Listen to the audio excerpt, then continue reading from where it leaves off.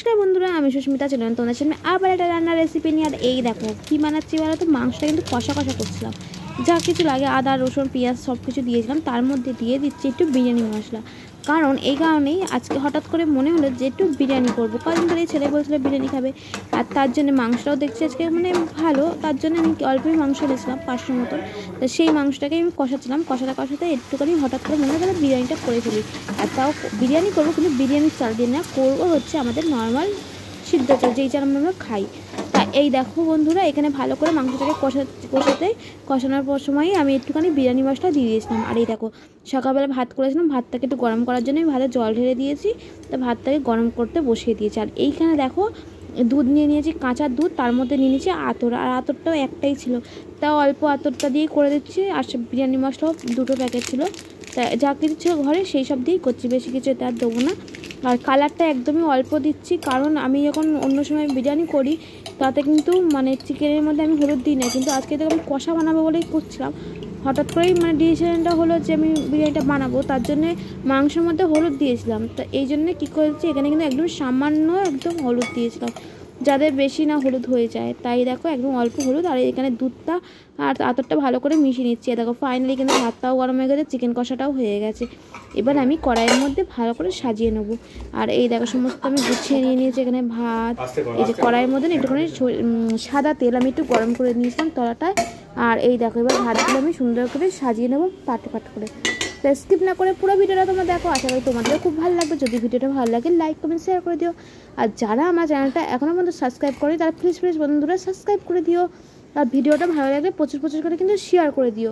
আর এই দেখো, আর তোমরাও কিন্তু একবার এই রকম নর্মাল চাল দিয়ে বিরিয়ানি করে দেখো, আশা করি তোমাদেরও খুব ভালো লাগবে। এটা কিন্তু সত্যি খুবই ভালো হয়েছিল খেতে, কিন্তু মানে কোনো কিছুই তফাৎ হয়নি, পুরোটা খেতে কিন্তু পুরো বিরিয়ানির মতনই খেতেই ভালো লেগেছে। শুধু চালটা একটু কি ওটা সরু চাল দিয়ে হয়, আর এটা একটু সামান্য মানে বিরিয়ানির চাল থেকে এটা একটু ছোটো আর সামান্য একটু মোটা চাল, এই তফাৎ। আর কিন্তু কিছু কিন্তু খাওয়ার টেস্টটা কিন্তু একই রকম ছিল।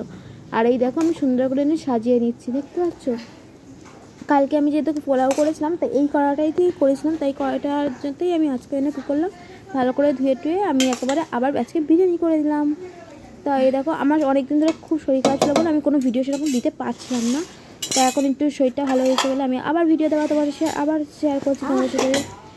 তা আমি যখন যেটাই করি সেটাই তোমাদের সাথে শেয়ার করি, মাঝখানে আমি কিছুই তোমাদের সাথে সেরকম ভিডিও দিতে পারিনি। এই দেখো এখানে মাংসগুলো আমি এবার ভাতের উপর সুন্দর করে দিয়ে দিচ্ছি, যেমন পাট করে দেয়। এই দেখো আলুগুলোও কিন্তু আমি ছোটো ছোটো করেই কেটেছিলাম, কেন যেহেতু আমি চিকেনটা কষা করবো, মানে হঠাৎ করেই তো ডিসিশনটা নিলাম যে বিরিয়ানিটা করব। আর এই জন্যে মানে আলুগুলো দেখো ছোটো ছোটো করে অল্প আলুই দিয়েছিলাম, কিন্তু আর চিকেনটাও তাই। আর এই দেখো সুন্দর করে এবার সাজিয়ে নিচ্ছি। তোমাদের কার বিরিয়ানি খেতে ভালো লাগে অবশ্যই কিন্তু কমেন্ট করে জানিও। আর বিরিয়ানিটা সবারই বেশি পছন্দের জিনিস। তা দেখো এই দেখো আমি এখানে কিন্তু একটা কোট দিয়ে দিলাম, মশলাও দিলাম, তার মধ্যে দেখো আমি একটুখানি আতরের যেটা দুধ দিয়ে করেছিলাম সেটাও দিলাম, আর চামচে করে আমি এখানে ঘিও দিয়ে দিচ্ছি।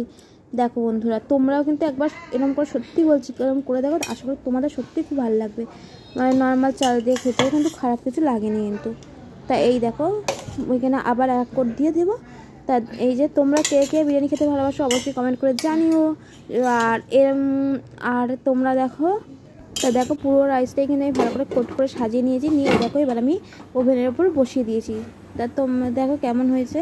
আর তোমরাও কেমন করে বিরিয়ানি করো অবশ্যই কিন্তু কমেন্ট করে জানো। আর আমার এমনি বিরিয়ানি রেসিপিটা পুরো ইউটিউব চ্যানেলে দেওয়া আছে, কেন এর আগে আমি বিরিয়ানি করেছিলাম সেই রেসিপিটা দেওয়াই আছে। এটা নর্মাল ঘরোয়াভাবে করলাম, তার জন্য তোমাদেরকে শেয়ার করলাম। আর কম বেশি সব কিছু শেয়ার করি। ফাইনালি দেখো তো বিরিয়ানিটা কিন্তু হয়েই গেছে। আর এই দেখো নিচের দিকে বলে আমি একটু ভালো করে মাখিয়ে নিয়ে দিয়ে দিচ্ছি। এইগুলো কেন নিয়েছো?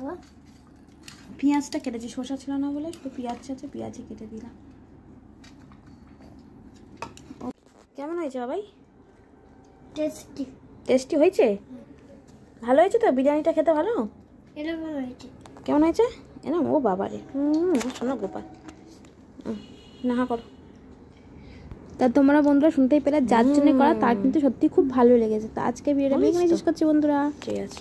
দেখো আর বিকালবেলা দেখো আমার ছেলে রথ টানছিল, এই যে রথ এনেছিল উল্টো রথ, তা দিয়ে আমার ছেলেকে বললাম তুই সোয়া রথ এই যে উল্টো রথটাও টেনে নে। তো এখন রথ টানছি দেখো বন্ধুরা। আর তোমরা কে রথ টেনেছো অবশ্যই কিন্তু তারা কমেন্ট করে জানিও।